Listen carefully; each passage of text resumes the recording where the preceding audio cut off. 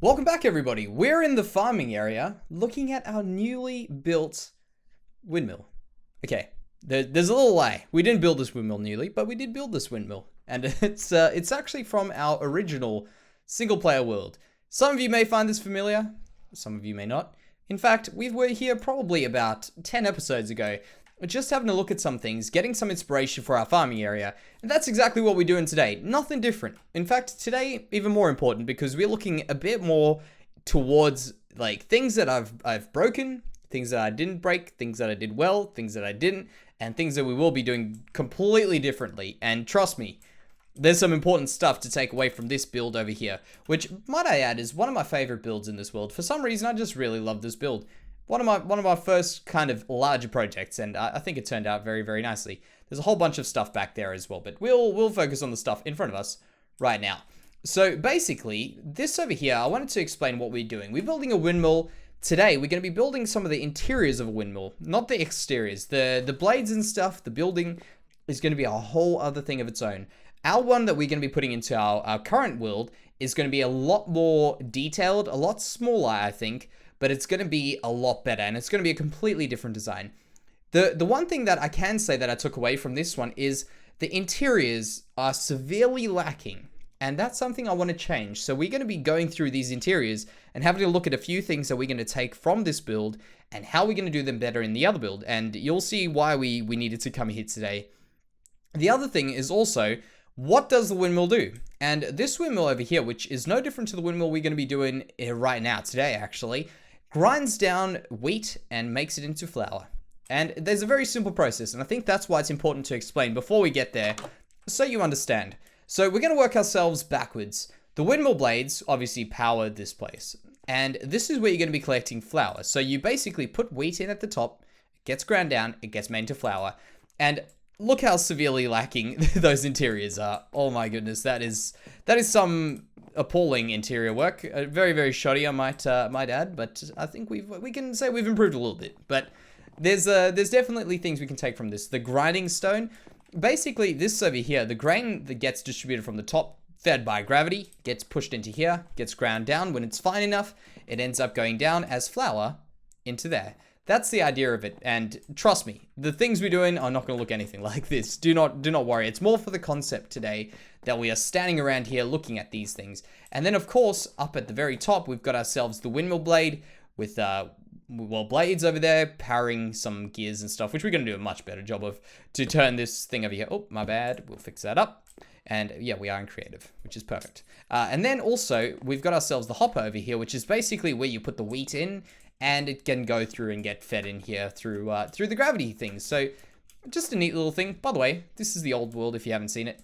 Pretty crazy, my first ever mountains. Kind of cute now when you look at like the size we're going for right around the area. And in fact, about a terraform we're going to get going.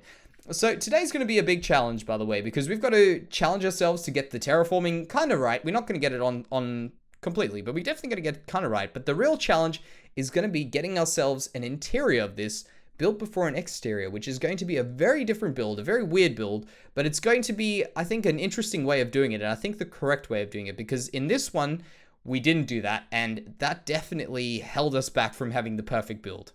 And starting off the challenge, let's get going with a bit of clearing of land. I think this is a pretty cool little shot here. A few little things I can definitely improve on this. This entrance to this little time lapse right here is so awesome, but then get ready for it. We go ahead and stop, like, right now.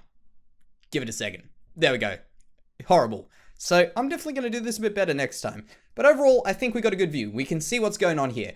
I spent a bit of time just clearing out this land, and now what we're doing is we need to get this prepared before we can go ahead and give ourselves a crazy, awesome windmill that hopefully I can do justice to, of course, in this area. Of course, this area needs something of awesome, and it also needs to be, I think, give justice to what that one we just saw was, because I think we did a pretty good job in the exterior of that, and I want to just take that one and kind of take inspiration from that and move onwards to give ourselves a very cool windmill over here. And it's definitely going to be a struggle. It's a lot of pressure, because I feel like this is one of the things which will either make or break this area. So it's actually going to be pretty cool, hopefully, by the time when we're done with this.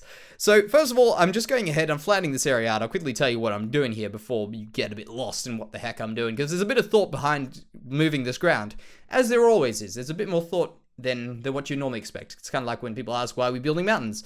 No real reason, we just want to see a cool mountain. And that's kind of a similar thing over here. We want to see some really cool smooth land. And the smooth land is important. So you can see the way I'm going and getting all of these little edges to be all smooth and worked out. It's actually pretty simple to do. And really the idea is on corners going inwards, you want to be having some blocks going smaller towards the corner. And I guess on curves like that in general, that's just the way it's more curves, not corners. But it's pretty simple, and you can see that on the largest pieces, I've got some more blocks going to smaller, going smaller, going smaller. It's a pretty simple rule, but it gives a nice smooth look to this. And then, of course, we also are just clearing out as many trees as we can, and also going ahead and clearing out the dirt and stuff like that. So that's the important piece to get this land over here. So with the windmill, what we need to think about is getting wind through this area. So there's a bit more thought to it as well. So we need a channel. We need this place to be a funnel for wind. Because, of course, if you're looking for a place to get power from the air, power from the windmill, you're going to need to have a funnel. So that's what we're doing, clearing these trees on either side. And I've got plans to actually go ahead and perhaps even do them up a little bit more. Get some more custom trees in there. Get our own custom mounds on each side of this, which would actually probably work very, very well. So that is something that we'll be looking into in the future, but right now we're focusing on the actual build of the windmill. So with this, I've gone ahead and I've messed around a little bit in a creative mode and like in a creative world to try and get some cool interiors, but I haven't been able to figure it out quite yet, but I've got some good ideas about it. And really what's going to be the cool thing about this is one day when we get ourselves that good old 1.13 around the big update, that's going to be so good for all the blocks that we can use in this. But sadly for now, we still have 1.12. So we have to work with what we can do, with what we got, sorry. And that's why the blades are going to be one of the difficult things, because I think we can actually do some pretty cool things with the blades. But that's not too much of an issue. We'll have to just see how we turn out with that. For today, what I think we're going to do is we're going to go ahead, start from the base, go through all the mechanical pieces, and see how close we can get to adding these blades in. Well, let's get started on some of this building, shall we? We've got a pretty good view coming on here. This whole place, I'm just loving the way it's turning out. It just over the time that we've been working on it, which hasn't actually been that long at all.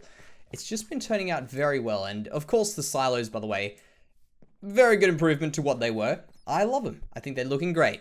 So the sun's actually about to go down, but we're good to get started on some of this stuff around here, which is going to be the very, very basic parts and probably the most interesting parts of this entire build.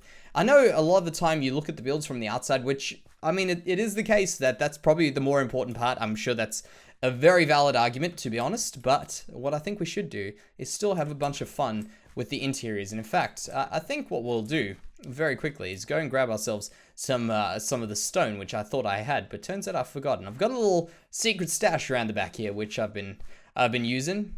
And by the way, a lot of people wonder where we get, like, if we mine all our stone out and mine all of our stuff out, specifically for stuff. Majority of it actually just comes from me clearing land. I seem to be at a kind of deficit to land clearing. In fact, yeah, no, I'll just leave the bed. They'll have to run back for it anyway. But in general, we clear a lot of land out, and as we're clearing land out, we seem to have a good surplus of stone, which is kind of lucky. Stone, currently we've got spruce, we've got a lot of jungle. Those sorts of things tend to work very well. What I just want to do now is I just want to create a base of any size, because the important part about this exercise that we're doing today, building the inside, building from the inside out, really, is we don't know how big the outside's going to be, and my concern is how big it looks from over there. I don't want this windmill to look anywhere near as big as the last one.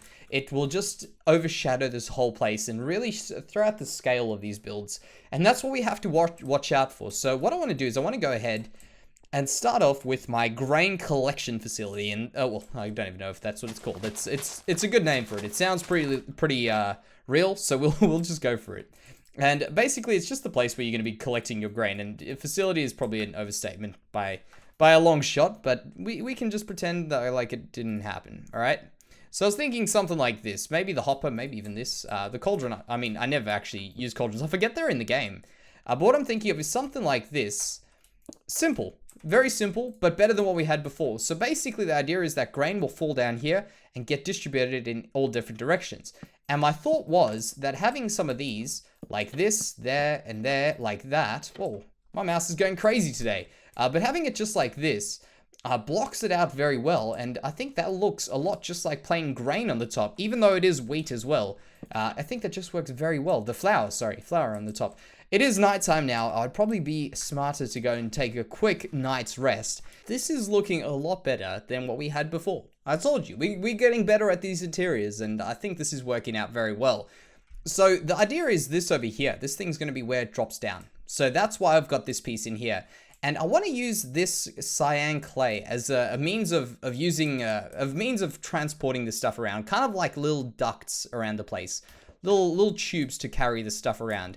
So we've got the first layer basically set out. I think we can still do a bit more detailing to that, I guess. But having a good kind of base to work off, I think, is important. So roughly this height, I think, would be a great height to go ahead and add the second layer in. And I'm picturing this area being a lot more open. So where I had separate floors in the last one on each and every single one of them, I think that's a bit much. I think what we'll do is we'll go ahead and add our own sort of open area, which has got minimal floors to it. Like you can see from the top to the bottom, wherever you are. I think that's very important. I think that'll work very well. So let's go out here like this and start making the grinding machine, the grinding mechanism. You know, that would have been the better thing, a mechanism. Actually, the last place still would be a location, I guess. Man, this mouse thing, you guys are aware of this mouse issue that I have, where occasionally my mouse goes absolutely crazy, like what it is today. And it's not sensitivity based, it's just my mouse. It's just sometimes a little bit weird. Like, what is it doing? Mouse, what are you doing? It's all right, it's not a big deal. It just sometimes happens. And it's a little bit difficult to do stuff, but I think we'll be good here. Let's go ahead and start the next process. So what I was thinking for this, and I did play around a little bit with some ideas in a creative world, and I want to just see what we can come up with here. What I'm picturing is, as a blade goes around and mills it around, and I did look at a lot of reference images for this because I want to do this thing right. It basically grinds this into a very fine powder, being what we know as flour, I guess. And I was thinking that we could maybe have sand as a substitute for it. And I have used sand before as a substitute for a bit of grain over there. You can see it pouring out with the birch fences, which is actually the one time that birch fences actually have any use in this game, to be honest, that I've found. So that was a very cool thing. I'm also in a bad habit right now of just doing more of these. So what we want to do here, which I think will work quite well, let's put another one of these in here as well, because you know what? I think it works quite well as a means of collecting things to fall down into this when it's ground down. So the idea that I have here, which actually probably would require me to go get some redstone stuff to do properly, but you'll get the idea. In fact, I need another thing, I guess, if we do make this work. Let's do that. Get ourselves a fence gate like that. And my thought is that we're going to have the blade getting turned in from one of these over here, like that. So you can see as soon as we have this, it creates a nice little piece there. And then what I was hoping to do was to get this one over here facing upward. But it won't face upward right now. We have to do a little bit of a trick, which I'll show you guys, because some people might not be very familiar with it, and it's a pretty neat trick. I can't jump up there, can I? No, that's fine. We'll just go up with one of these. So as far as that level, I think what we can do is we can just go ahead and cap it off with these. And this was why I was thinking of using the iron trapdoors, because of these guys here. Because, of course, the iron trapdoor doesn't clash with these ones that we're putting down, the oak ones. And eventually we will have other options, of course. But currently we don't, so we got to deal with what we have. And having that iron trapdoor will just make it not look the same. That's pretty much the main point of it. So let's head up another level, and we should be able to jump up on there. Perfect. And we'll go up maybe, let's just go crazy. 1, 2, 3, 4, 5, 6, 7, 8, 9. 9 seems kind of good. Let's leave it at 9. That seems like a good height. I think we went up probably about 5 or so there, and I feel like this will be a little bit higher. So now what we need to do is we need to make the piece where the gravity comes into here, where the gravity is, gravity feeds in grain into here. So I think that's what we're going to have to do. In fact, I might just jump down. Let's just go over here and finish off this layer over here real fast. What I think we need to do is go ahead and get this redstone piece in here. I think that'll be a good way to just tie it off real nice, real quick. Here we go. So the way you get one of these guys over here, these trapdoors, to stay up in its position, which I think has actually changed in the future updates. I think you can't do this, but hopefully this will still remain because we're putting it in here in this update. Maybe it just won't update at all, but that's fine. So if it does, we'll have to work something else out. In fact, it'll probably be just as easy when we get the other trapdoors in any case. But we'll go ahead and power that, get rid of this, and now it remembers its state and we don't have any issues anymore. So that's a pretty neat little thing. It's a cool trick. I don't know if everyone knows about it. I'm sure it's pretty well known, but it's a neat little trick over there. So what I want to do here is I want to go ahead and make I was going to go ahead and start the top, but I want to start maybe from here and work our way up. Kind of like what we're doing from here, which currently seems to be working very, very well. So if we go ahead, drop a block in over here, drop one of these here, or maybe together, that would be great. We can create a little duct as if it kind of kinks out and goes up to the top where we can put stuff in on the hopper at the top and it can flow down into here. And of course, we're not actually going to have real items. It's understandable. We're making ourselves a little bit of a magical thing, you know. It doesn't actually do its real thing. We're going to just imagine it. So let's do something here. We'll do something like that, maybe something like that. I think that'll give us a good kink. I'm pretty sure that's the way it works. So we go like 1, 2, 3, 4. Throw another one in there for good measure. May as well. So up here, what I'm hoping to do, and I haven't got any floors. This could actually be a bit too far out, but that's all right, is I want to create a way to maybe mask a hopper in here very nicely to make it look like stuff gets pushed in here. You can go ahead and drop the stuff in. In fact, you know, I may just very well resort to this again, right over here. Like one of these guys. They've worked so well. However, they've got that little piece at the bottom. So we've got the choice now, I guess, to make between one of those over there to drop stuff in or something else. In fact, I'll also just make a little bit of a piece to stand on here, which will probably end up being the piece in any case because we do need to stand up here. But what I want to do with this as well is also make this feel a lot more like a real factory. You know how there's always scaffolding type stuff around the factory, permanent sort of scaffolding where people just walk around up on the top. You know, those sorts of things would be cool. Rafters, I guess, more like it, that you walk on top of. And that's what I'm hoping to go for here. So in this piece, maybe we can go ahead and do just a little bit of hiding. I really feel bad about overusing these trapdoors, but they are going to be useful for these interiors. Let me tell you that. That's the only idea I've got for these at least. Sadly, we don't currently have many side, like vertical blocks like what we have right here. So it's quite a difficult thing to get to work. So there we go. Does that work? I mean, I could even do another one of these like that and just drop that on the floor, or a piece of carpet for that matter. Just over there. Nah, that's a bit too white for us there. But that could work. And also, maybe we can just put a little piece in here just to remind us that this is industrial. This is a machine. We can maybe do some stuff here to just stop you from forcing too much of this stuff in like that. Can I? Okay, I was going to say, I was wondering why I couldn't place that. It was just unlucky. So that's looking pretty good. This duct's down into there. I think what we should do is now go ahead and look into maybe using these mechanisms. Using these mechanisms to make it look a lot more pretty, because currently I think this will work in terms of the logic of it, but it doesn't really look too good. So maybe we can spruce it up a little bit. Well, there you have the very basic parts of this. We kind of got a good start, I think, and this is going to be critical to us getting a good looking windmill in general.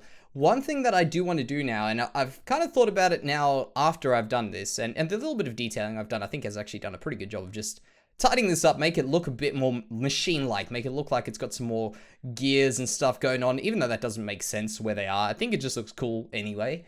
But what I think we will do is we'll move this little hopper system over here to the other side, and that's a very important reason, because out this side is where I want the windmill to be, so we may as well have the actual blade at probably a level like that.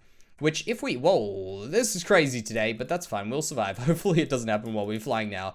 But if you have a look out the distance over here, we'll take a little look over our back there. That height is actually ideal. So picture us from our important point over here, which is right along this path. You're parked over here, you're looking out this way. That seems like a perfect height for the central part of a blade of a windmill to go up. Imagine these blades going up that way, that way, that way. It's even just off in the distance. Just picture that. This is going to be a very, very awesome build. I think it will be. And I'm very, very excited to see what it looks like. And also, of course, we will eventually terraform this whole field up, potentially the mountains, everything there. It's going to look really great. But for today, guys, I think we'll go ahead and call that an episode. It's a very different sort of episode for me. A lot more thinking than it might have actually seemed like it should have been, but that's just what you get for doing interiors when you're used to doing exteriors, and I'm definitely more of an outdoors kind of guy in Minecraft, let's be honest. So thank you very much for joining me today, guys. I hope you've enjoyed it, and I'll see you in the next one.